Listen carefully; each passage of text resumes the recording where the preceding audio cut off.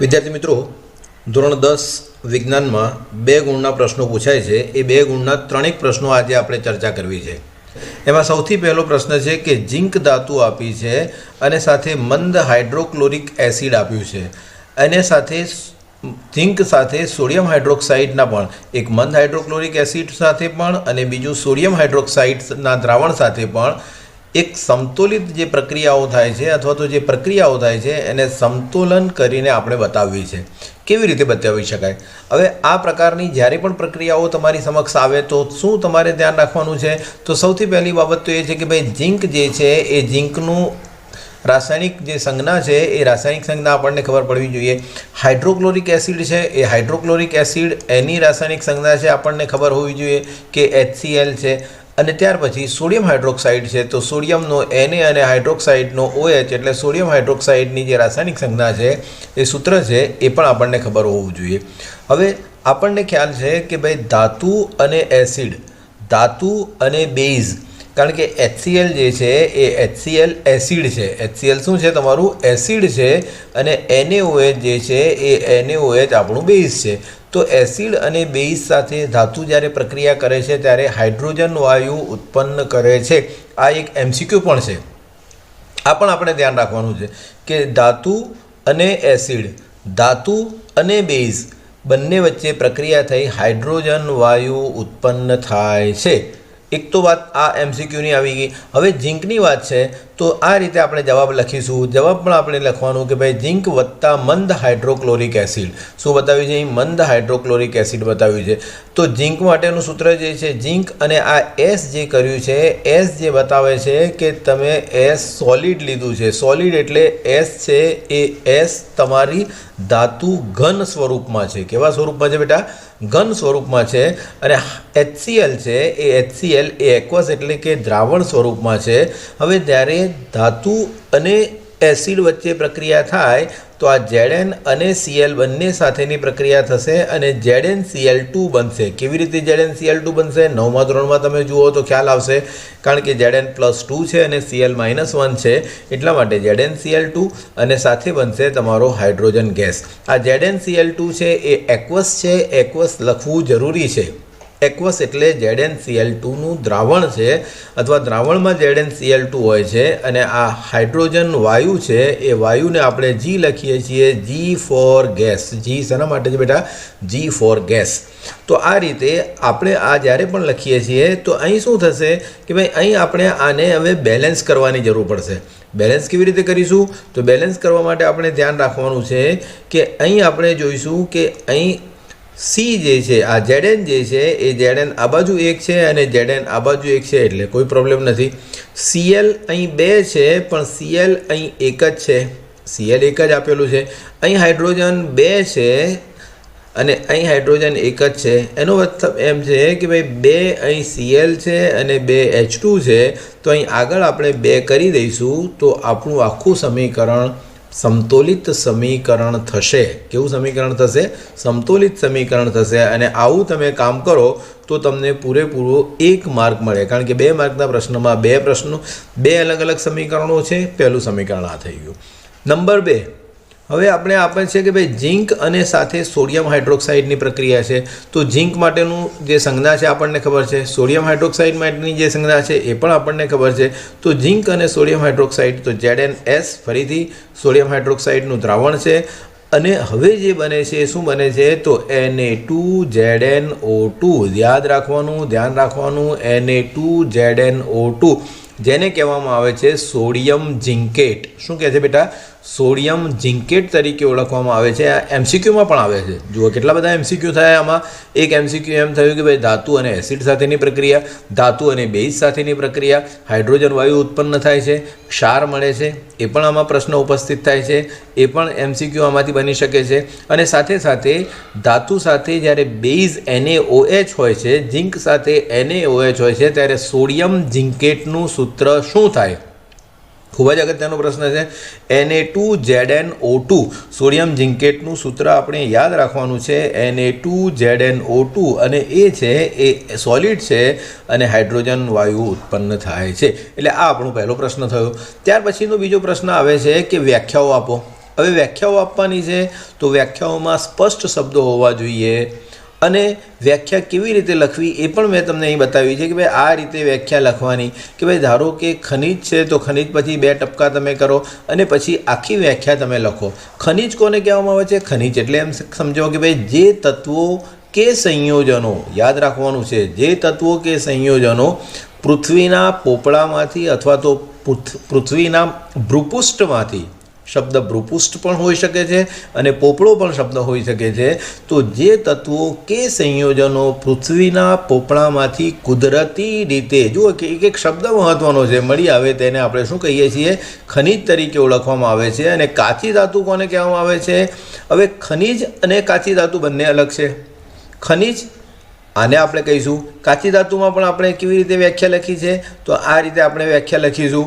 તો જે ખનિજમાં, હવે જે ખનિજ આપણને પૃથ્વીના ભ્રૂપૃષ્ઠમાંથી મળ્યું છે, જે તત્વ કે સંયોજનો પૃથ્વીના પોપડામાંથી મળ્યા છે, એ ખનિજમાં સારા પ્રમાણમાં નિશ્ચિત ધાતુ હોય, કોઈ એક ધાતુ નિશ્ચિત પ્રમાણમાં હોય અને તે ધાતુનું સરળતાથી નિષ્કર્ષણ કરી શકાય. બેટા નિષ્કર્ષણ કરી શકાય એટલે એને સરળતાથી છૂટી પાડી શકાય. નિષ્કર્ષણ કરવું એનો અર્થ શું થાય કે જો એને સરળતાથી છૂટી પાડી શકાય હોય તો તેને આપણે ખનિજને કાચી ધાતુ તરીકે ઓળખવામાં આવે છે. એ ખનિજને કઈ ધાતુ તરીકે ઓળખવામાં આવે છે? કાચી ધાતુ તરીકે ઓળખવામાં આવે છે. આ જે વિડીયો છે એ તમને સિગ્મા એકેડેમી તરફથી મળે છે. શેમાં તરફથી મળે છે? સિગ્મા એકેડેમી તરફથી મળે છે. અને સિગ્મા એકેડેમી ધોરણ 10 અને 5 થી 10 સુધીના જે વર્ગો છે એ વર્ગો ચલાવી રહ્યા છે અમે ગુજરાતી મીડિયમના and English medium. So please contact us. એને મળે છે ન્યૂલેન્ડનો અષ્ટકનો નિયમ. હવે આ પ્રકરણ 5નો પ્રશ્ન છે. ન્યૂલેન્ડનો અષ્ટકનો નિયમ સમજાવો, આ પ્રશ્ન છે. ધ્યાન રાખો કેવી રીતે પ્રશ્નો તૈયાર કરવા એ પણ ધ્યાન રાખો. એક જે વૈજ્ઞાનિક છે એનું નામ છે ડોબરેનર. એક વૈજ્ઞાનિક હતા એનું નામ છે ડોબરેનર. ડોબરેનરે આપ્યો ત્રિપુટીનો નિયમ. શેનો નિયમ આપ્યો? ત્રિપુટીનો નિયમ આવ્યો. એમાં ઘણી બધી મર્યાદાઓ હતી. એના માટે પછી એના પછી જે આવ્યા એ છે ન્યૂલેન્ડ. એના પછી શું આવ્યા ભાઈ? ન્યૂલેન્ડ આવ્યા અને એમણે અષ્ટકનો નિયમ આપ્યો. અષ્ટક એટલે 8. ઓકે, હવે આ અષ્ટકના નિયમમાં કે ભાઈ એનો નિયમ શું છે સમજાવો. પ્રકરણ 5નો પ્રશ્ન છે. તો કે ઈસવીસન 1866માં, આજથી લગભગ 150 વર્ષ પહેલાં, યાદ રાખવાના, આ MCQ છે. અંગ્રેજ વૈજ્ઞાનિક હતા. ન્યૂલેન્ડ ક્યાંના હતા? ઇંગ્લિશ એટલે અંગ્રેજ વૈજ્ઞાનિક હતા, ઇંગ્લેન્ડના હતા. જ્હોન ન્યૂલેન્ડ નામ હતું. એમણે જાણીતા તત્વોને તેમના પરમાણવીય દળના ચડતા ક્રમમાં ગોઠવ્યા. કેવી રીતે ગોઠવ્યા? પરમાણવીય દળના ચડતા ક્રમમાં ગોઠવ્યા. આ પણ MCQમાં આવે છે. પરમાણવીય દળના ચડતા ક્રમમાં ગોઠવ્યા. શું કર્યું? તેમણે સૌથી ઓછા પરમાણવીય દળ, સૌથી ઓછું પરમાણવીય દળ કોનું છે? હાઇડ્રોજન છે. એનાથી શરૂઆત કરી અને ટોટલ 56 તત્વો એ વખતે અસ્તિત્વમાં હતા, શોધાયેલા હતા. એકચ્યુઅલી અસ્તિત્વમાં તો બધા જ હતા, પણ 56 તત્વોને વૈજ્ઞાનિકો જાણી શક્યા હતા. તો 56 તત્વોમાંથી છેલ્લું જે તત્વ 56મું મૂક્યું એમણે થોરિયમ મૂક્યું. આ પણ MCQ છે. ન્યૂલેન્ડે પહેલું તત્વ કયું મૂક્યું? તો હાઇડ્રોજન. અને 56મું તત્વ કયું મૂક્યું? તો થોરિયમ મૂક્યું. અને ત્યાં એમણે પૂર્ણવિરામ કર્યું, કામ પૂરું કર્યું. એમણે નોંધ્યું કે આ ગોઠવણીમાં પ્રત્યેક 8મા તત્વના ગુણધર્મો, પ્રત્યેક 8મા તત્વનો ગુણધર્મ પહેલા તત્વના ગુણધર્મ સાથે સમાનતા ધરાવે છે. અને ન્યૂલેન્ડે આ તુલના સંગીતના સૂર સાથે કરી. કોની સાથે? સંગીતના સૂર સાથે. સંગીતના સૂર કયા છે આપણને ખબર હોવી જોઈએ? સા રે ગ મ પ ધ ની સા. સા રે ગ મ પ ધ ની સા આવે છે ને સારેગમ? ટીવી પર પણ આવે છે એનો પ્રોગ્રામ સારેગમ. તો કે ભાઈ સંગીતના સૂર સાથે આનો એ કર્યું, એને સરખામણી કરી. તો અષ્ટકનો નિયમ છે. અષ્ટકનો નિયમ શું થશે? આ રીતે કે તત્વોને જ્યારે તેમના પરમાણવીય દળના ચડતા ક્રમમાં ગોઠવવામાં આવે ત્યારે કોઈ એક તત્વથી 8મા ક્રમે આવતું તત્વ સમાન ગુણધર્મો ધરાવે છે. કોઈ એક તત્વથી 8મા ક્રમે આવતું તત્વ કેવા ગુણધર્મો ધરાવે છે? સમાન ગુણધર્મો ધરાવે છે, જેને ન્યૂલેન્ડનો અષ્ટકનો નિયમ કહે છે. હવે ચોથો પ્રશ્ન એ પ્રમાણે છે કે પરમાણુની ઇલેક્ટ્રોનીય રચના અને તેના આધુનિક આવર્ત કોષ્ટકના સ્થાન સાથે શો સંબંધ છે? હવે પરમાણુની ઇલેક્ટ્રોનિક રચના શું છે એ પહેલાં આપણે સમજવાની જરૂર છે. અને બીજી બાબત જે છે કે આધુનિક આવર્ત કોષ્ટક. હવે ધ્યાન રાખો, પાઠ્યપુસ્તકમાં આધુનિક આવર્ત કોષ્ટકનું આખું જે કોષ્ટક છે, ટેબલ છે, એ પાના નંબર 86 પર આપવામાં આવેલું છે. કયા નંબર પર આપેલું છે? 86 નંબર પર આપેલું છે. એમાં જેટલા પણ તત્વો ગોઠવ્યા છે એ બધા જ તત્વો કોઈ ચોક્કસ પેટર્ન, ચોક્કસ ભાત પ્રમાણે ગોઠવેલા છે. કેવી રીતે ગોઠવેલા છે એ માટે આપણે જોઈએ કે સૌથી પહેલાં વાત છે કે આવર્ત કોષ્ટકમાં તત્વનું સ્થાન કેવી રીતે મૂક્યું છે કે તત્વની ઇલેક્ટ્રોનિક રચના પર આધાર રાખે છે. આ પ્રશ્નમાં, આ જવાબમાં તમારે આ મુદ્દો લખવો જરૂરી છે કે ભાઈ આવર્ત કોષ્ટકમાં જે પણ તત્વ છે એનું સ્થાન એની ઇલેક્ટ્રોનિક રચનાના પર આધાર રાખે છે. હવે નેક્સ્ટ લખ્યું છે કે ભાઈ ઇલેક્ટ્રોન રચનામાં દર્શાવેલા સંયોજકતા ઇલેક્ટ્રોન. આ શબ્દની નીચે મેં અંડરલાઇન કરી છે. સંયોજકતા ઇલેક્ટ્રોન કોને કહેવામાં આવે છે કે સંયોજકતા ઇલેક્ટ્રોન એટલે પરમાણુની એકદમ બહારની જે કક્ષા છે એ કક્ષામાં રહેલા ઇલેક્ટ્રોનને સંયોજકતા ઇલેક્ટ્રોન કહે છે. તો કે ભાઈ એ કેટલા છે સંયોજકતા ઇલેક્ટ્રોન? જેટલા હોય એ સમૂહનું તત્વ કહી શકાય. દાખલા તરીકે અહીં એક ઉદાહરણ આપ્યું છે, સોડિયમનું ઉદાહરણ આપ્યું છે. સોડિયમની ઇલેક્ટ્રોન રચના આપેલી છે કે અહીં મહત્વ છે કે ભાઈ આ જે છે એ એનું ન્યુક્લિયસ છે, નાભી છે, કેન્દ્રીય વિસ્તાર છે અને એની આસપાસ આ પહેલી કક્ષા છે, આ બીજી કક્ષા છે અને આ જે છે ત્રીજી કક્ષા છે.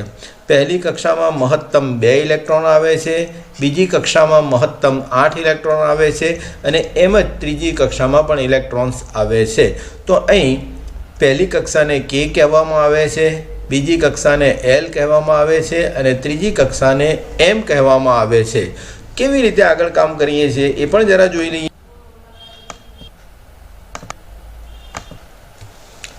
તો આ સોડિયમની ઇલેક્ટ્રોનની રચનામાં સંયોજકતા કક્ષા એટલે સૌથી બહારની કક્ષા આપેલી છે. એ બહારની કક્ષામાં એક જ ઇલેક્ટ્રોન છે, માટે આ પ્રથમ સમૂહનું છે. કયા સમૂહનું છે? પ્રથમ સમૂહનું છે. આવર્ત કોષ્ટકમાં સમૂહ કોને કહેવાય? તો કે ભાઈ ઊભા જે સ્તંભ છે એ સ્તંભને સમૂહ તરીકે ઓળખવામાં આવે છે. આ પણ આપણે ધ્યાન રાખવાનું કે ઊભા સ્તંભ એટલે થાંભલા, એને સમૂહ તરીકે ઓળખવામાં આવે છે. અને આડી છે એને આવર્ત તરીકે આડી આવર્ત અથવા તો આડી જે છે એને આવર્ત તરીકે ઓળખવામાં આવે છે. ઊભા છે એને સમૂહ તરીકે ઓળખવામાં આવે છે. આડી છે એને એટલે આવર્ત તરીકે ઓળખવામાં આવે છે. સમૂહ છે એ સમૂહ ટોટલ 18 છે. કુલ સમૂહ કેટલા છે? 18 છે.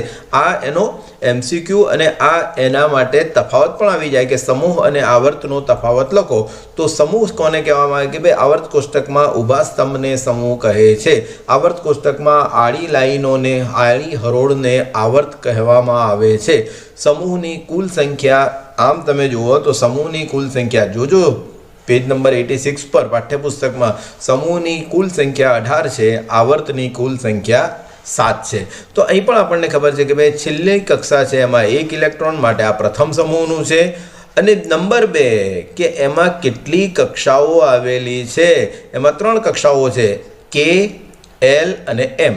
પહેલી કક્ષા 2 ઇલેક્ટ્રોન વાળી, બીજી કક્ષા 8 ઇલેક્ટ્રોન વાળી અને ત્રીજી કક્ષા છે એમાં 1 ઇલેક્ટ્રોન છે. તો ત્રીજી કક્ષા, આમ 3 કક્ષાઓ આવેલી છે, માટે આ છે એ ત્રીજી આવર્તનું, ત્રીજી હરોળનું તત્વ છે. તો આ રીતે આપણે જોઈ શકીએ કે પરમાણુની ઇલેક્ટ્રોનિક રચના અને આવર્ત કોષ્ટક સાથે સીધો સંબંધ છે.